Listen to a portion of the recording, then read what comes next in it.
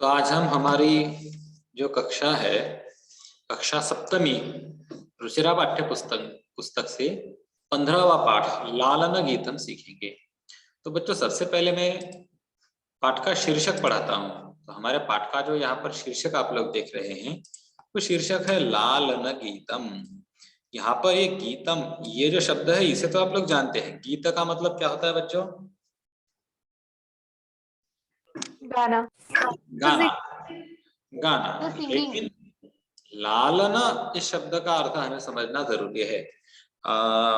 छोटे बच्चों के साथ जो लाड़ प्यार करते हैं उसे लालन कहते हैं। तो साफ बात है कि छोटे बच्चों का गीत है ये। छोटे बच्चों को लाड़ प्यार से गाया जाया जो गीत होता है वो ये वाला गीत है।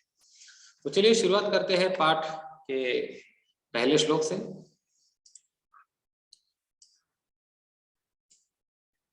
उदिते सूर्ये धरणी विहसति, पक्षी कूजति कमलम विकसति। तो उदिते सूर्ये धरणी विहसति, अब यहाँ पर क्या बताया गया है मैं बताता हूं।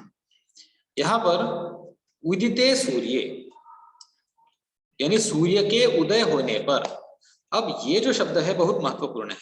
सूर्य के उदय होने पर क्या क्या होता है, इसी पर यह पूरा का पूरा पाठ आधारित है।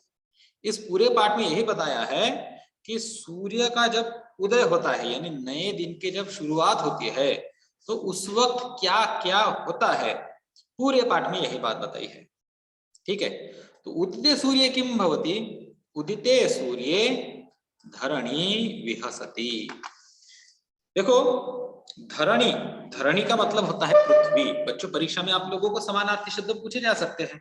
तो धरणी इति शब्द का समानार्थी शब्द क्या होता है? पृथ्वी, वसुंधरा, या फिर सिर्फ धरा, ये भी होता है। तो उदिते सूर्ये धरणी विहसति, यानी जब सूर्य का उदय होता है तो धरणी हंसती है, हमारी पृथ्वी हंसती है, जिस पृथ्वी पर हम रहते हैं वो हंसती है। अब वैसे देखा जाए तो पृथ्वी को ऐसे कोई आंख, नाक, कान, मुंह तो है नहीं हंसने के लिए। तो कैसे धरती हंसती है, कैसे हंस सकती है सुबह? तो सुबह जब हम उठते हैं तो उठने के बाद हमें बिल्कुल प्रसन्न लगता है, ऐसा मानो पूरी पृथ्वी हंस रही हो, हर तरफ आनंद ही आनंद हमें मिलता है। सुबह आप लोग जो भी काम करोगे वो अच्छा होता है, प्रसन्नता के साथ होता है। तो इसलिए कहा है कवि ने कि उदिते सूर्ये धरणी विहसति, यानी जब सूर्य का उदय होता है, सवेरा होता है, तब धरणी हंसती है, पृथ्वी हंसती है। और क्या क्या होता है? तो पक्षी कूजति। बच्चों, पक्षी इस शब्द का दूसरा समानार्थी शब्द है खग। खगः, खग का मतलब भी पंछी होता है। ठीक है, तो पक्षी कूजति, कूजति का मतलब क्या होता है? हिंदी में उसको चहचहाना कहते हैं, चहचहाता है। अंग्रेजी में उसको चिर्प कहते हैं। तो पक्षी कूजति कमलम विकसति, यानी जब सूर्य का उदय होता है तो पक्षी कूजते हैं, पक्षी आवाज करते हैं, चहचहाते हैं, कमल का फूल खिलता है। अब यहाँ पर कमल एक नाम बता दिया, लक्षण से हम ये बोल सकते हैं कि सुबह सुबह पंछी चहचहाते हैं, फूल खिलते हैं, ऐसा यहाँ पर कहना है। तो सूर्य का उदय होने पर धरणी माता हंसती है, पंछी कूजता है और कमल खिलता है। और क्या क्या होता है? नदति मंदिरे उच्चैर ढक्का, इसको समझ लो, ये इस श्लोक में है। यहाँ पर ये जो नदति शब्द है, नदति का मतलब होता है बजता है, आवाज करता है, मेक्स साउंड। और ध्वनि कौन बनाता है? नदति मंदिरे उच्चैर ढक्का, मंदिरे का मतलब है मंदिर में, और उच्चैर ढक्का, ये दो शब्द है, पहला है उच्चै ही, दूसरा है ढक्का। ढक्का का मतलब है नगाड़ा या फिर डमरू, जो मंदिर में बजाया जाता है वो वाद्य, वो ढक्का कहलाता है। तो नदति मंदिरे उच्चैर ढक्का, यदि इसका मैं अन्वय करूं तो ऐसा होता है, ढक्का मंदिरे उच्चैः नदति। यानी ढक्का जो है, ये इसी शब्दों को उल्टा उल्टा पुल्टा करते हैं कविता में। तो मंदिर में जो ढक्का है, जो डमरू है, जो नगाड़ा है, वो जोर से बजता है। सुबह सुबह आप लोगों को पता है भक्त लोग जाते हैं मंदिर में, भगवान की आरती उतारते हैं। और आगे क्या है, सरित सलिले सेलती नौका। बच्चों यहाँ पर मैं आप लोगों को बता देना चाहता हूँ एक एक शब्द का अर्थ। सरितः, सरितः शब्द का मतलब होता है नदी के, और सलिले यानी पानी में। तो सरितः सलिले, नदी के पानी में, सेलती नौका। सेलती का मतलब होता है तैरती है, घूमती है। बच्चों यहाँ पर एक अनुप्रास नाम का अलंकार हुआ है। ये स, दूसरा स, तीसरा स, तीन स एक एक साथ आए हैं तो अच्छा लगता है वो गाने के लिए। सरित सलिले सेलती नौका, ठीक है।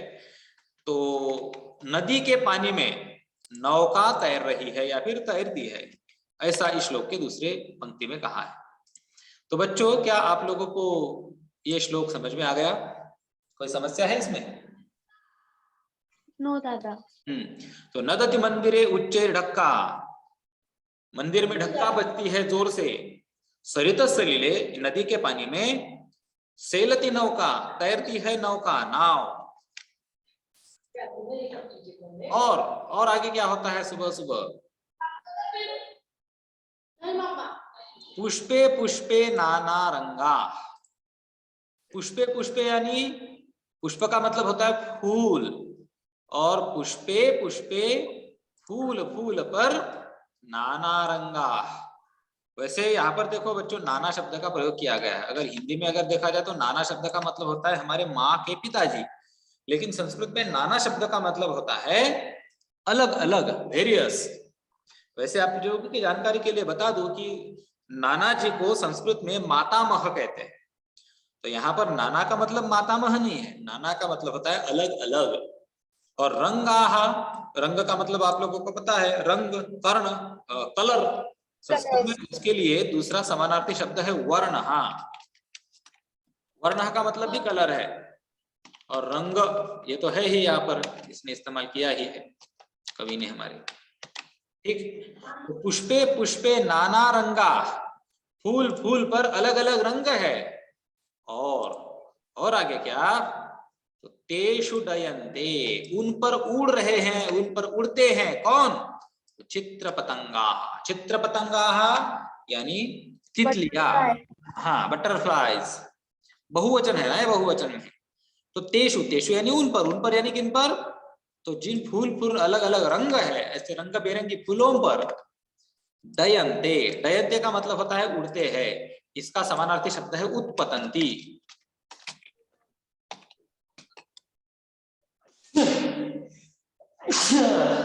अरे माफ करना। तो तेषु डयन्ते, डयन्ते यानी उत्पतंती, उड़ते हैं, उन फूलों पर उड़ते हैं कौन? चित्र पतंगा। चित्र पतंगा तितलियां। ये हुआ तीसरा श्लोक। बच्चों समझ गया ये सब कुछ? पुष्पे पुष्पे नाना रंगा, तेषु डयन्ते चित्र पतंगा। और आगे है, वृक्षे वृक्षे नूतन पत्रम विविधैर वर्णैर विभाति चित्रम। तो वृक्षे वृक्षे, वृक्ष का मतलब क्या होता है बच्चों? पेड़। और वृक्षे वृक्षे, पेड़ पेड़ पर, यानी प्रत्येक पेड़ पर, हर पेड़ पर क्या है? तो हर पेड़ पर है नूतन पत्रम। हर पेड़ पर नूतन पत्रम, नूतन पत्रम नया पत्ता, पेड़ पर एक नया पत्ता है, और वो नया पत्ता क्या करता है? विविधैर वर्णैर विभाति चित्रम। अब इसका मैं संधिच्छेद करके देता हूं बच्चों आप लोगों को। विविधैः वर्णैः, ये विसर्ग के रूप संधि से जुड़ा है, विभाति। अब विविधैः वर्णैः विभाति, इसका मतलब क्या होगा? आसान है, मैं बताता हूं। विविधैः वर्णैः, बच्चों वर्ण का मतलब है रंग। देखो यहाँ पर रंग शब्द का प्रयोग हुआ है ना, यही वाला रंग। विविधैः वर्णैः यानी अलग अलग रंगों से, विभाति, विभाति का मतलब होता है सुंदर बनाता है। क्या सुंदर बनाता है? तो चित्रम, चित्रम यानी इसे देखा जाए तो चित्र का मतलब पिक्चर लेते हैं बहुत सारे लोग, लेकिन यहाँ पर हम ये लेते हैं कि सुबह सुबह आप उठे हैं, हाँ, फूल फूल पर नए नए रंग है, उन पर तितलियां उड़ रही है, पेड़ पेड़ पर नया नया पत्ता आप लोगों को देख रहा है, और ये अपने अलग अलग रंगों से चित्र को सजा रहा है। तो कौन सा चित्र? यहाँ पर चित्र का मतलब होता है दृश्य, सीन, जो अभी आप लोग देख रहे हैं वो वाला चित्र, लैंडस्केप बोल सकते हैं आप लोग उसको। तो पेड़ पेड़ पर जो नया नया पत्ता आप लोग देख रहे हैं, ये नूतन पत्रम, नूतन पत्रम नया पत्ता अपने अलग अलग रंगों से चित्र को सजाता है। चित्रम विभाति, विविधैर वर्णैर विभाति चित्रम। और वैसे देखा जाए तो पेड़ का जो पत्ता है उसका रंग हरा होता है, लेकिन उस हरे की भी अलग अलग छायाएं होती है, छटाएं होती है, शेड्स होती है, और बहुत सुंदर दिखती है अगर आप लोग सुबह उठकर देखेंगे तो। आगे, धेनु प्रातर यच्छति दुग्धम। अब यहाँ पर गाय की बात चल रही है, तो गाय दूध देती है। अब ये जो श्लोक है इसका मैं अन्वय करता हूं बच्चों, यहाँ पर अन्वय से आप लोगों को बिल्कुल आसानी से समझ में आ जाएगा। धेनु शुद्धम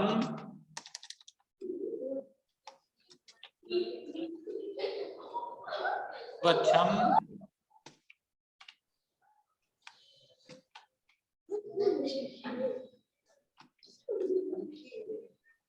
मधुरम स्निग्धम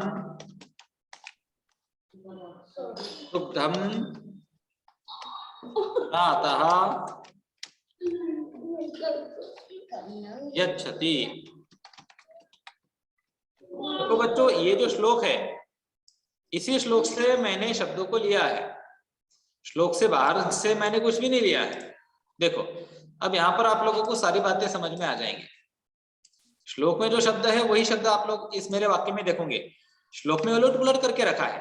देखो बच्चों यहाँ पर लिखा हुआ है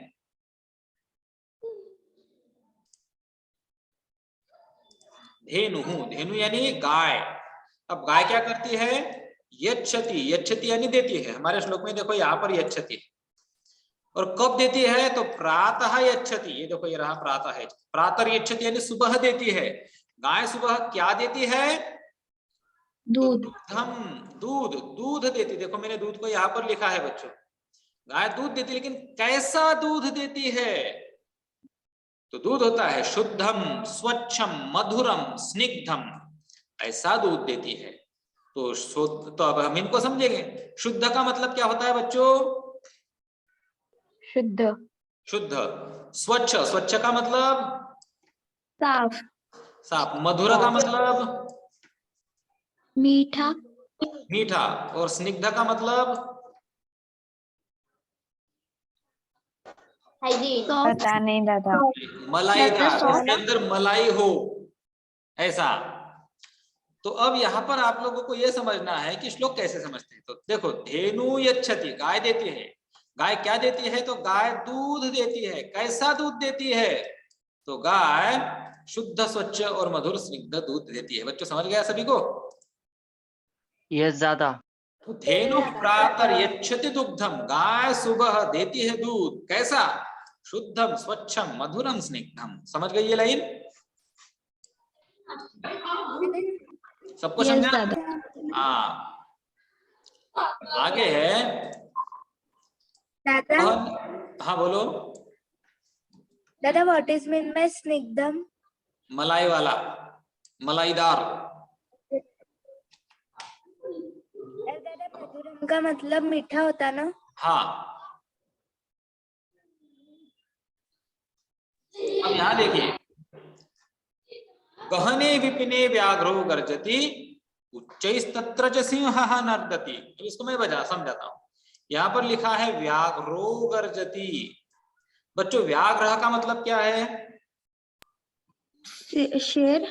हाँ, बाघ, टाइगर। और व्याघ्र गर्जति यानी बाघ गरजता है, लेकिन कहाँ गरजता है? तो देखो विपिने, विपिने, विपिन शब्द का मतलब है जंगल। इसका समानार्थी शब्द है वने, वने यानी जंगल में, वने विपिने। लेकिन कैसे जंगल में? गहने, जंगल में। गहन का मतलब होता है घना, घने जंगल में, तो घने जंगल में शेर दहाड़ता है, बाघ गरजता है। और उच्चैस्तत्र च सिंहः नर्दति, नर्दति का मतलब फिर से वही समान है। तो ये गर्जती और नर्दति दोनों का मतलब एक है बच्चों, ठीक है। ऐसा नहीं है कि दोनों का मतलब अलग अलग है, समानार्थी शब्द है दोनों भी। तो यहाँ पर हम देखते हैं सिंहः नर्दति, यानी शेर भी दहाड़ता है, सिंह लायन वो भी दहाड़ता है। कहाँ? उच्चैहि तत्र च, उच्चैहि यानी जोर से, और तत्र यानी वहां यानी कहा, तो घने जंगल, घने जंगल में। तो तत्र जो है ना, तत्र हमें बताता है, तत्र इस पर गहने विपिने, तो तत्र का मतलब है घने जंगल में, ये उसके लिए इस्तेमाल किया गया सर्वनाम है। तो उच्चैहि तत्र, तो सिंहः नर्दति, तो जोर से वहीं पर शेर भी, सिंह भी दहाड़ता है, गरजता है। बच्चों समझ गया ये? Yes sir. बहुत अच्छा। अब हम आगे बढ़ेंगे। हरिणोयम खादति नवघासम। देखो हरिण, हाँ हरिण का मतलब होता है, आप लोगों को पता है क्या है हरिण? डियर।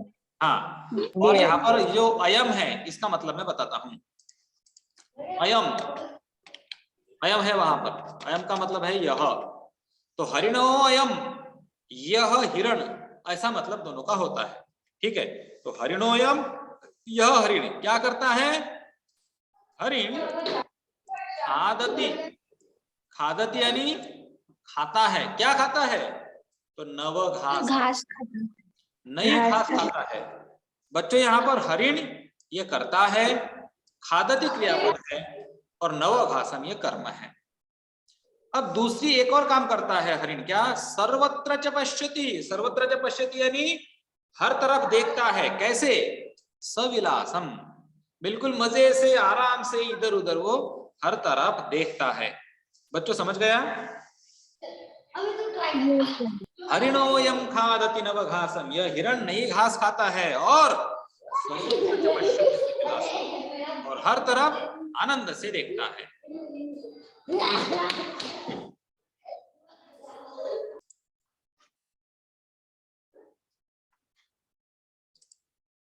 तो चलिए अब हम अगले श्लोक की तरफ जाते हैं।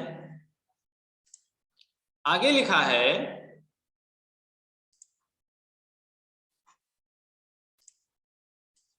उष्ट्रस्तुंगः मंदम गच्छति पृष्ठे प्रचुरम भारम निवहति। अब यहां पर इस चीज को ऐसे हम समझेंगे, यहां पर उष्ट्र, उष्ट्र का मतलब होता है ऊंट, ऊंट की बात चल रही है। आप लोगों ने पता है रेगिस्तान का जहाज ऊंट, और उष्ट्र, ये ऊंट क्या करता है? गच्छति, गच्छति यानी जाता है, ऊंट जाता है। लेकिन कैसा ऊंट जाता है? तुंगहा, तुंग का मतलब होता है ऊंचा, बहुत ऊंचा। जानवरों में जो ऊंट होता है वो ऊंचा ही तो होता है। तो ऊंचा ऊंट मंद गति से जाता है। मंद का मतलब होता है धीरे धीरे। इसका दूसरा समानार्थी शब्द है शनैहि, शनैहि, शनैहि यानी धीरे। तो उष्ट्रः तुंगः मंदम गच्छति, वो जो ऊंट है वो शनि जाता है, धीरे जाता है। लेकिन धीरे तो जाता है, लेकिन कैसे जाता है? पृष्ठे प्रचुरम भारम निवहति, अपनी पीठ पर, पृष्ठ का मतलब है पीठ, और प्रचुरम का मतलब होता है बहुत ज्यादा। बहुत ज्यादा का तो बहुत ज्यादा भार, पृष्ठे प्रचुरम भारम निवहति, तो अपनी पीठ पर बहुत ज्यादा ज्यादा भार वो बहता है, यानी वो लेकर जाता है, ढोता है, उसका वहन करता है। अपनी पीठ पर बहुत ज्यादा भार वो कैरी करता है, अंग्रेजी में अगर बताऊं तो ऊंट क्या क्या करता है? मंदम गच्छति और पृष्ठे प्रचुरम भारम निवहति, अपनी पीठ पर बहुत ज्यादा भार वो लेकर जाता है। दादा तुंगह का मतलब? ऊंचा, हाई, हाइटेड। दादा पृष्ठे मतलब? पीठ पर। दादा what is the meaning of मंदा? धीरे, शनैहि। दादा what is the meaning of प्रचुरम? बहुत ज्यादा। अब आगे चलते हैं। घोटक राज क्षिप्रम नावती। घोटक राज यानी घोड़ा, हमारे घोड़े राजा। देखो एक है ऊंट जो धीरे चलता है, लेकिन घोड़ा ऐसा नहीं है। घोटक राजा क्षिप्रम धावती। बच्चों मैं आप लोगों को यहाँ पर दिखाना चाहता हूं दो शब्दों के बारे में। यहाँ पर है मंद और यहाँ पर है क्षिप्र। ये दोनों भी एक दूसरे के विरुद्ध शब्द है, अपोजिट है। मंदम और क्षिप्रम कैसे शब्द है ये एक दूसरों के अपोजिट वर्ड्स। विरुद्धार्थी शब्द। विरुद्धार्थी शब्द, एंटोनिम्स। समझा? दादा क्षिप्रम और Yes, sir. शीघ्रम। हाँ, शीघ्रम उसका समानार्थी शब्द है। ठीक है, दादा मंदम का। हाँ एक ही तो मतलब है दोनों का, क्षिप्रम और शीघ्रम दोनों भी सेम वर्ड है। तो घोटक राजः क्षिप्रम धावती। घोड़ा जल्दी जल्दी दौड़ता है, तेजी से दौड़ता है। और एक और बात बताई है कि धावन समये किमपि न खादति। धावन समय यानी दौड़ने के समय पर वो क्या करता है? किमपि न खादति, वो कुछ भी खाता नहीं है। कब नहीं खाता है? दौड़ने के समय। तो जब भी घोड़ा दौड़ता है, दौड़ते दौड़ते कुछ भी नहीं खाता है। अब बच्चों आखिरी पंक्ति है हमारे इस श्लोक की। अभी आखिरी पंक्ति हमें क्या कहती है मैं बताता हूं। पश्यत भल्लुकमिमं करालम। देखो यहाँ पर भल्लुक का आप लोगों को चित्र देखने को मिलेगा। भालू, भल्लुक यानी भालू। तो पश्यत भल्लुकमिमं करालम। देखो पश्यत यानी देखो, किसे देखो? तो भल्लुकम। अब यहाँ पर भल्लुकम इमम ऐसे दो शब्द है, भल्लुकम इमम। भल्लुकम और इमम ऐसे दोनों का मिलकर भल्लुकम इमम बना है। इससे भल्लुकम का मतलब होता है भालू और इमम का मतलब होता है इस। तो इस भालू को, और कैसे भालू को? तो करालम। कराल का मतलब होता है डरावना। तो इस डरावने भालू को देखो। लेकिन ये करता क्या है? तो नृत्यति थथ है। ये जो भालू है, भालू भी नृत्यति नाच रहा है, नाचता है। कैसा नाचता है? थथ थई। वो जो बोलते हैं ना नृत्य के, ता थई तथ थई, वो थई थई करके नाचता है। और इसीलिए कुरु कर तालम। तो जब भालू नाचता है तो उसके लिए ताली बजाओ। कुरु कर तालम, कुरु का मतलब है करो और कर तालम का मतलब होता है तालियां। तो इस प्रकार से मैंने आप लोगों के लिए इस कविता से प्रत्येक शब्द के अर्थ के साथ इसका अनुवाद किया है। आप चाहो तो मुझे जो चाहे प्रश्न पूछ सकते हो। अगर कुछ अभी समझ में नहीं आया तो आप लोग बाद में भी इस वीडियो को देख सकते हो। देखकर मुझे जो चाहे प्रश्न पूछ सकते हो।